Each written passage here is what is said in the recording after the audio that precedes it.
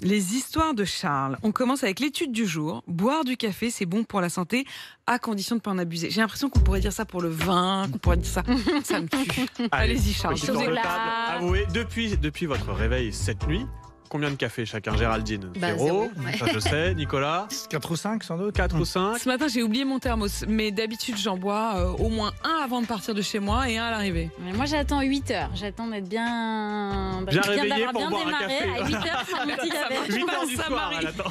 Le café, ça aide à Plutôt au se réveil réveiller. en Ouais, général. c'est vrai, c'est bizarre. Bref, en tout cas, vous Mais allez si c'est Georges Sounet qui me l'offre, moi Vous je peux en êtes- prendre 10. Et Y a ça pas fait de un peu problème. mal au ventre dès le réveil. Je trouve qu'il faut laisser. Alors, on parlera de problèmes gastriques de Marie juste après, mais d'abord, regardons le détail de cette grande étude de la Société européenne de cardiologie.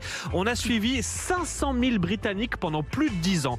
On a divisé en 3 groupes tests, ceux qui ne boivent pas de café, les Géraldine de Maury, ceux qui en boivent entre 1 et 3 par jour, les Apolline de Malherbe, et ceux qui en boivent plus de 3 par jour, les Nicolas Poincaré.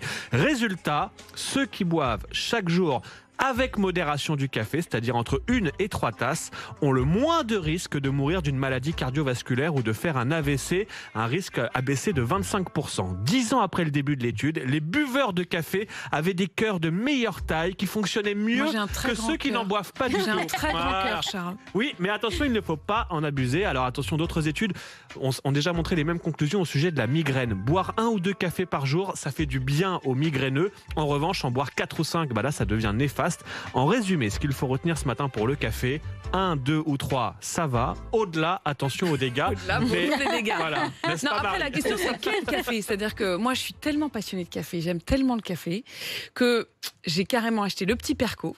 Ah ouais, donc le Ah oui. matin c'est en Quand on général dit le même- petit Quand on expresso, dit puis j'aime bien, Perco, c'est vraiment... j'aime bien le bruit et j'aime bien le geste. C'est-à-dire qu'il y a tout un Ah rituel oui, qui va le coup de avec le fait poignet. de tchac, le petit coup de poignet là où j'ai l'impression du coup de tenir mon bar et de faire mon petit café. Non, mais Et c'est puis vrai que c'est l'après-midi bon. un peu plus détente, c'est le café filtre. Non, mais c'est vrai que c'est Ah. bon le café. Vous allez Tu vois, finir je suis par me plus convaincre, tisane, mais. Hein Vous allez finir par me convaincre. Voilà, Allez. bah, Je vais Géraldine, m'y vous savez mettre, quoi? hein. Demain Demain, je vous apporte mon petit café filtre. Moi, ce que je découvre, c'est que le café, c'est exactement comme l'alcool, en fait. Donc, Oui.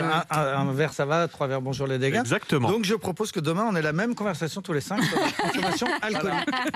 Promis. Au réveil. On aura les mêmes Au réveil. résultats.